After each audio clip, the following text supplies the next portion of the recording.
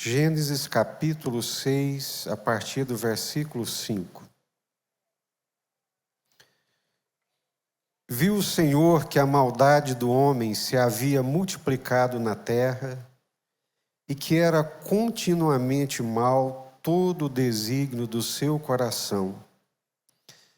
Então se arrependeu o Senhor de ter feito o homem na terra, e isso lhe pesou no coração.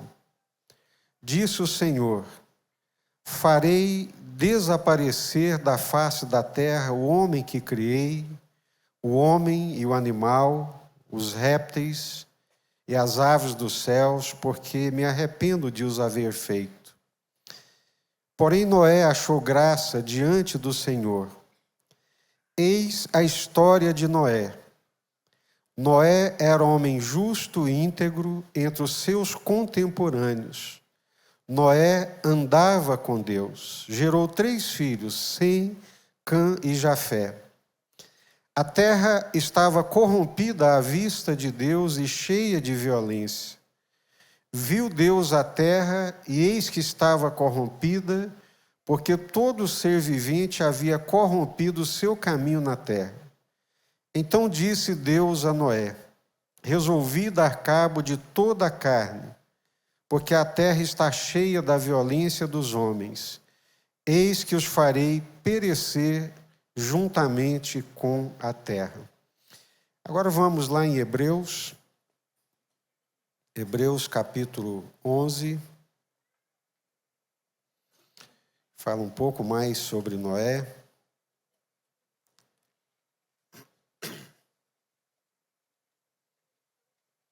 Hebreus capítulo 11, no versículo 7.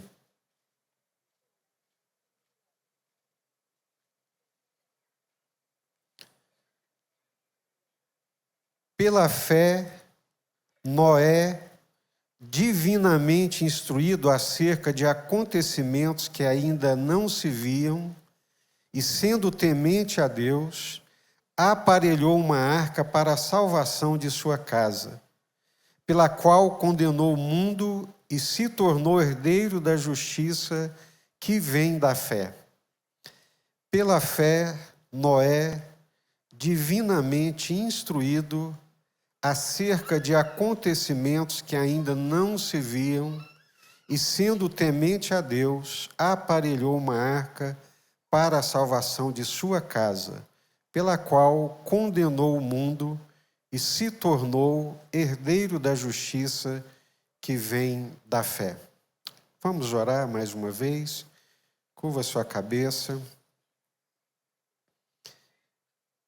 Pensa nesse tempo presente, nesse mundo que nós estamos vivendo, um mundo caído, um mundo corrompido, um mundo de iniquidade, de violência, de toda sorte de corrupção. E vamos pensar nesse tempo presente à luz do que lemos aqui na palavra de Deus. Senhor, a Tua palavra é lâmpada para os nossos pés e luz para os nossos caminhos. Ela nos alimenta espiritualmente, ela alcança partes do nosso ser que nada, absolutamente nada, é capaz de alcançar. Ela alcança a nossa razão, os nossos sentimentos, o nosso coração, a nossa vontade, e por isso nós te suplicamos, dá-nos a Tua palavra, Senhor. A palavra do Senhor é a verdade. Livra-nos, Pai, em nome do Senhor Jesus, de toda carnalidade, tanto no falar quanto no receber, que sejamos todos nessa noite conduzidos pelo Espírito Santo do Senhor. E que a Tua palavra possa nos alimentar e nos fortalecer. É a nossa oração e a nossa súplica, em nome do Senhor Jesus, Pai. Amém.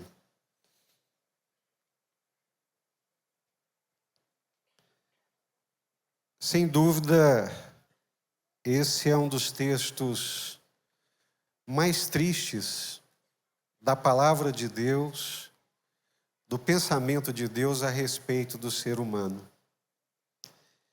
Deus chega no momento em relação ao ser humano, à humanidade, e nós estamos lendo aqui o livro de Gênesis, ao longo desses domingos, e é tão extraordinário ver a graça criadora de Deus, Deus criando os céus, a terra, as árvores, os animais, o meio ambiente, criando todas as coisas numa preparação para poder criar o ser humano.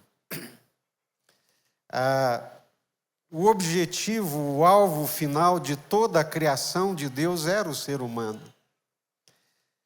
Deus começa a fazer aquela separação da terra com o firmamento, separa a porção seca, ordena que essa porção seca, que é a terra, que ela produza ervas, árvores, frutíferas, flores, coisas extraordinárias, preparando o meio ambiente para criar o ser humano.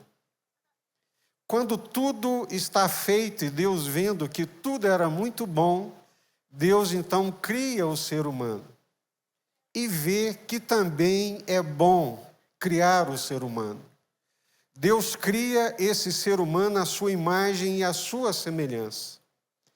Nenhum outro ser da criação de Deus recebeu tamanha dignidade quanto o ser humano de ser criado à imagem e à semelhança de Deus, de receber coisas da natureza e da personalidade do próprio Deus como ser humano. Nós recebemos de Deus a capacidade criativa. Recebemos da parte de Deus a capacidade de fazer escolhas. Recebemos da parte de Deus a capacidade de amar, de nos relacionar, de edificar, de viver uma vida harmoniosa, cuidadosa, cuidando uns dos outros. Todas essas coisas recebemos da imagem, da semelhança de Deus, que Deus colocou em nós, e viu Deus que esse ser humano, criado por Ele, a sua imagem e a sua semelhança, viu Deus que tudo isso era muito bom. Deus se alegra com a sua criação. Deus se alegra com esse ser humano. Mas nós conhecemos a história que esse ser humano, por essa escolha própria, ele contradiz Deus, é induzido à transgressão, aparta-se de Deus, conhece o bem e o mal, e no conhecimento do mal, ele passa a conhecer o mal, mas não consegue dominar o mal, pelo contrário, passa a ser dominado pelo mal. E Deus, então, afasta esse homem da sua presença. Lá do Gênesis, quando o homem é colocado para fora do jardim do Éden, até aqui os dias de Noé, são aproximadamente 1.500 anos. 15 séculos. Um tempo relativamente curto para que toda essa humanidade se corrompesse. A maldade humana, ela se multiplicou com o decorrer do tempo, pelo afastamento de Deus. Esse distanciamento de Deus corrompeu a natureza humana ao ponto de Deus dizer continuamente mal todo o desígnio do seu coração. Eu não sei você, mas quando eu leio isso aqui me dói a alma, quando diz que arrependeu-se o Senhor de ter feito o homem na terra. E isso lhe pesou no coração. A terra estava corrompida à vista de Deus e cheia de violência. Viu Deus que a terra estava corrompida porque o homem havia se corrompido. Nós sabemos teologicamente que Deus não pode se arrepender e que Deus não é pego de surpresa. Deus não foi surpreendido pela queda, pela iniquidade humana. Quando diz que Deus se arrependeu e lhe pesou no coração o fato de ter criado o homem, não significa que Deus foi surpreendido com essa corrupção. Mas significa que, pesar o coração, Deus é uma pessoa, Deus possui sentimentos, é que Deus se entristeceu. Que esse ser humano, criado por Deus e para Deus, para ter comunhão com Deus e para desfrutar da vida com Deus, esse ser humano tomou um caminho tão diferente, tão distanciado de Deus, tão alijado de Deus, tão distanciado de tudo aquilo que Deus havia planejado para ele, que Deus se entristece. Peso no coração é que, ao invés de agrado, esse homem agora desagrada o coração de Deus. Esse homem criado como a menina dos olhos de Deus, que recebeu a vida de Deus, o sopro de vida da boca do próprio Deus, esse homem criado para o agrado de Deus, para a alegria de Deus, esse homem causa tristeza no coração de Deus. E a corrupção, ela se assemelha a um câncer. Ela começa e se espalha e vai contaminando toda a sociedade. É impressionante como que a corrupção ela tem esse poder destrutivo, tanto a nível coletivo de sociedade, quanto a nível de indivíduo. Às vezes nós ficamos impressionados com algumas coisas que nós lemos na Bíblia, com o que nós vamos aprendendo também. É óbvio que Deus pode mudar tudo num estalar de dedos, numa palavra só, mas é impressionante o estrago que um dia de pecado causa na vida de uma pessoa, a destruição que um dia de pecado causa na vida de uma família. Às vezes levarão 10 anos, 20 anos para ser restaurado e ser reconstruído. A maldade, a corrupção, ela tem um poder destrutivo que muitas vezes nós sequer conseguimos imaginar.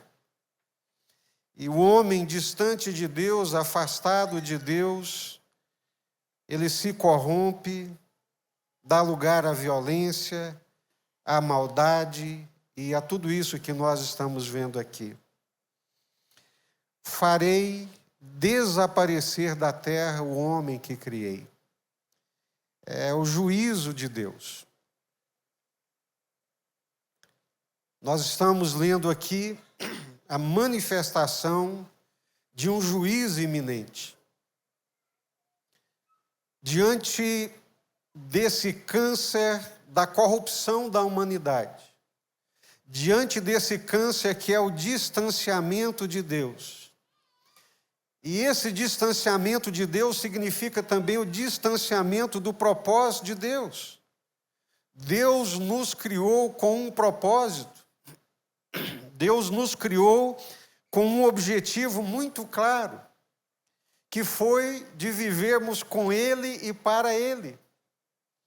E quando o homem foge desse propósito, desse objetivo, e toma outros rumos, outros caminhos de corrupção, de afastamento, de violência, de maldade, o juízo de Deus ele é iminente.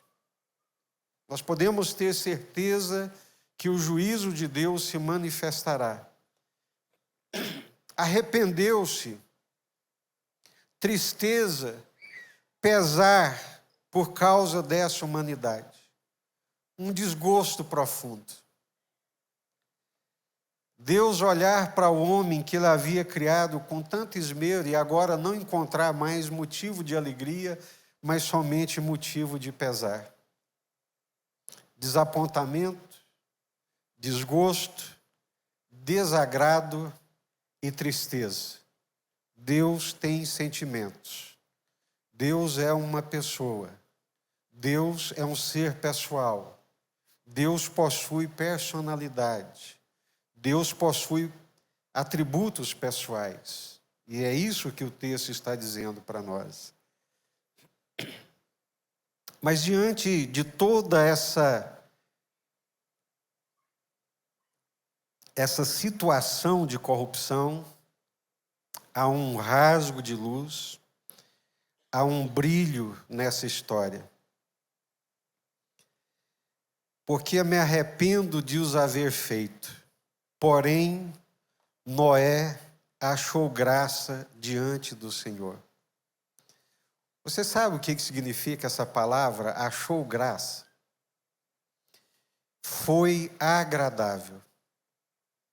Diante de toda uma humanidade caída, diante de toda uma humanidade corrompida, Noé, um homem como qualquer outro homem da sua geração, que vivia naquele mesmo ambiente, naquela mesma cultura, Noé foi agradável aos olhos de Deus. Imagine o que é isso, gente. O Senhor passa os olhos pela terra, vê toda a corrupção, toda a maldade presente no coração humano, corações corrompidos, distanciados de Deus, ninguém busca a Deus, ninguém invoca a Deus, ninguém teme a Deus, ninguém anda no caminho de Deus, mas de repente os olhos de Deus se depara com esse homem que é Noé e diz o texto que ele foi agradável ao Senhor, que ele achou graça diante dos olhos do Senhor. Um homem. E por causa desse homem, que achou graça, que foi agradável diante dos olhos de Deus, a humanidade toda foi preservada. É incrível a matemática de Deus. A matemática de Deus parece-me que ela nunca contou com a maioria. A partir de um homem que foi agradável aos olhos de Deus, que achou graça diante dos olhos de Deus, Deus, por meio desse homem, resolve salvar toda a humanidade. É óbvio que Noé aqui é um tipo do Senhor Jesus. Paulo, escrevendo aos Romanos, ele diz que por um homem, Adão, nosso primeiro pai, toda a humanidade caiu, toda a humanidade se corrompeu. Mas também por um homem, o segundo Adão, Jesus Cristo, Deus recriou, está recriando essa humanidade. E uma das biografias mais curtas que nós vamos encontrar na Bíblia é a biografia do Noé. Gênesis capítulo 6, versículo 9.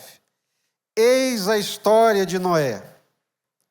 Noé era homem justo e íntegro entre os seus contemporâneos. Noé andava com Deus. Acabou a história do homem. A história de Noé, a biografia de Noé, é descrita em pouquíssimas palavras. Eu amo ler biografias, né? Já li a biografia do Nelson Mandela, 400 páginas. Já li a biografia do Fred Mercury, 400 páginas. Já li a biografia de Elis Regina, 400 páginas. Já li a biografia de outras personalidades. É interessantíssimo ver a história de vida dessas pessoas, 200, 300, 400 páginas, mas nunca vi uma biografia tão curta quanto essa aqui. Eis a história de Noé. Noé era homem justo e íntegro entre os seus contemporâneos, ponto. Noé andava com Deus. É toda a história desse homem.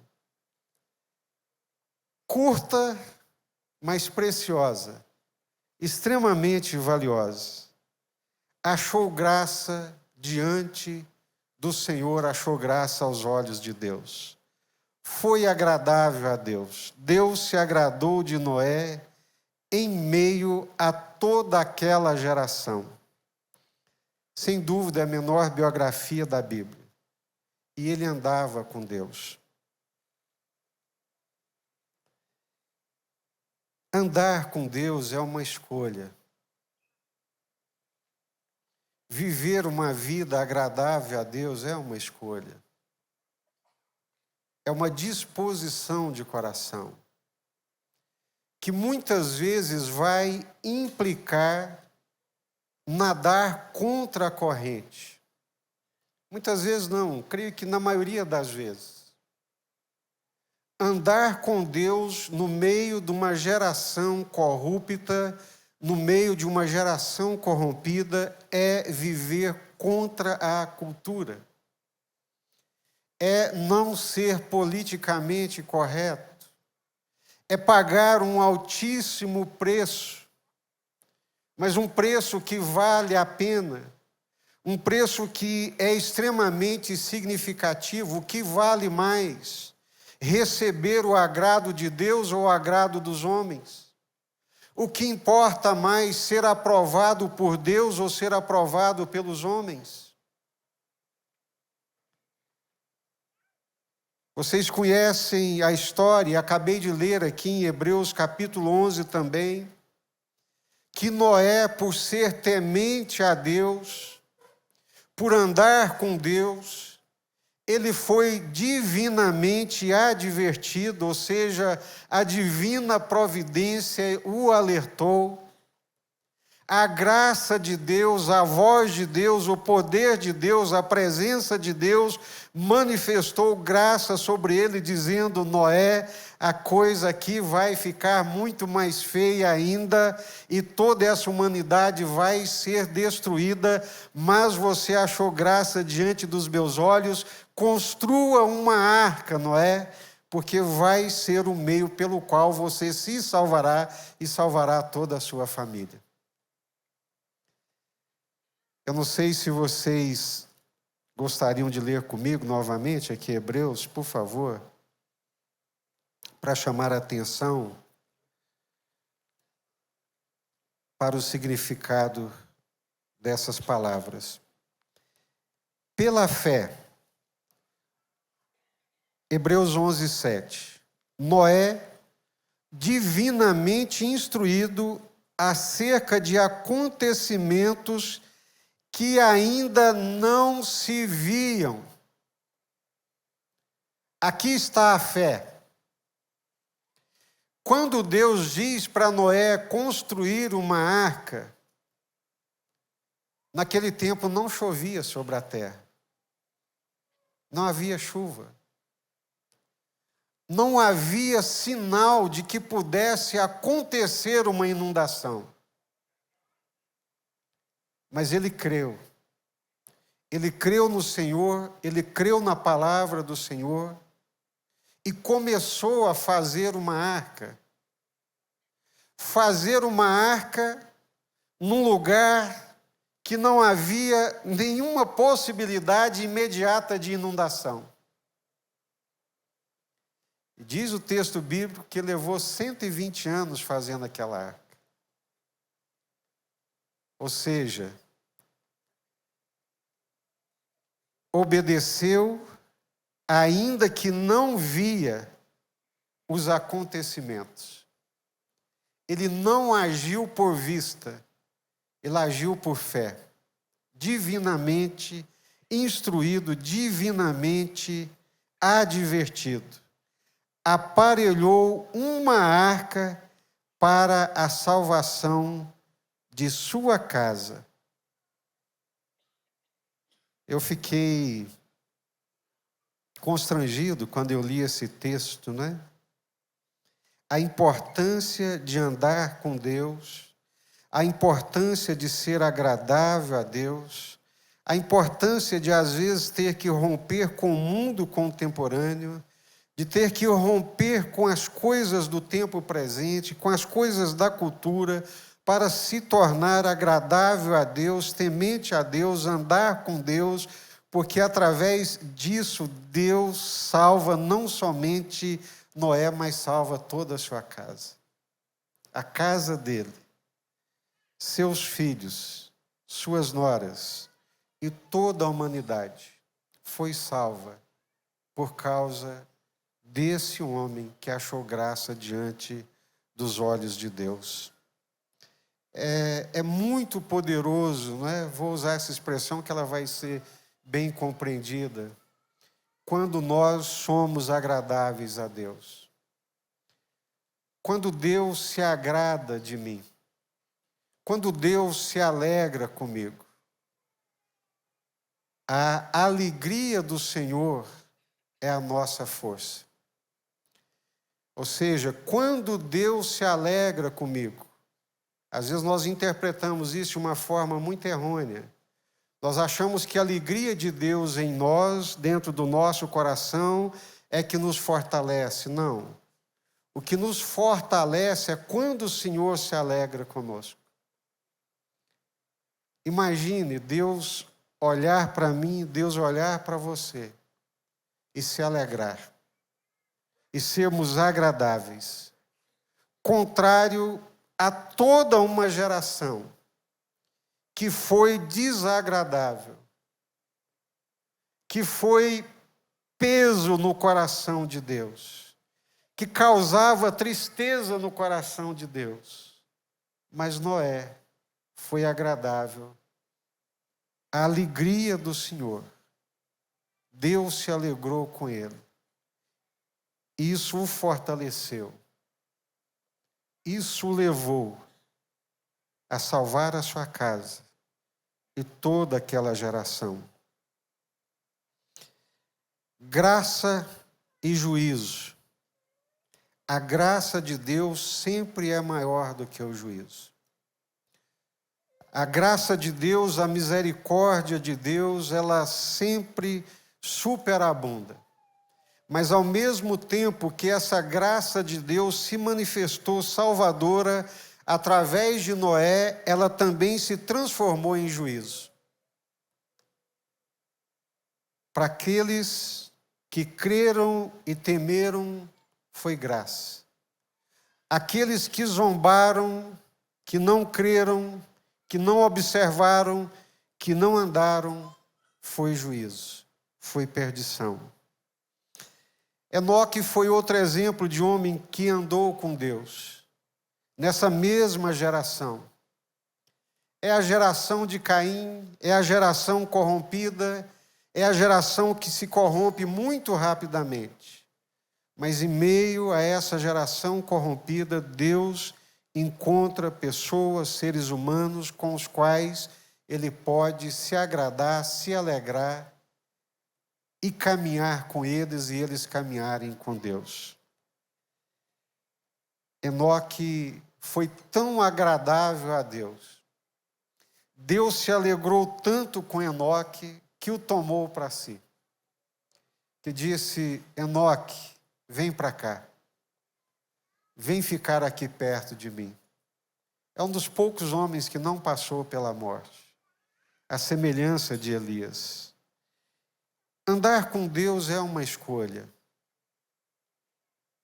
Temer ao Senhor é um caminho que nós escolhemos. Ser agradável a Deus e fazer a vontade de Deus é uma decisão. É uma decisão, é uma escolha que às vezes implica remar contra as correntes. Que muitas vezes implica remar contra a maré. Mas eu vou remar. Eu não quero seguir nessa maré de corrupção, de impureza, de violência, de maldade. Eu quero andar no caminho de Deus. Eu quero ser agradável a Deus. Eu quero alegrar o coração de Deus. Esse é o meu desejo.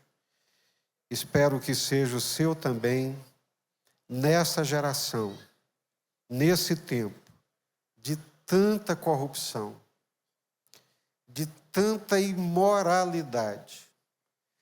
Imoralidade perversa, abominável, desagradável, ofensiva, apodrecida aos olhos de Deus. Não me importa o quanto esse mundo esteja apodrecendo. Eu quero viver uma vida santa e agradável a Deus. Eu quero alegrar o coração de Deus. Amém?